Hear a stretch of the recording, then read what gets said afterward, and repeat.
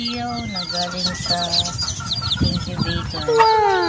Pinaliliman na po art inilawan. Every 18 days i-hatch sa incubator, guys.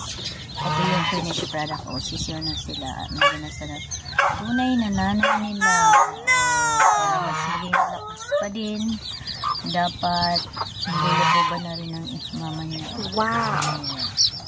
Iba din na sisiyo na galing sa incubator. Mga sisiyo na sila at mga malalakas din. Sa konti-konti marami pang laman ng incubator. So, yan, diba? Sama mga nila. Ito na yun, oh. Konting tiyaga lang. Dadami wow! yan.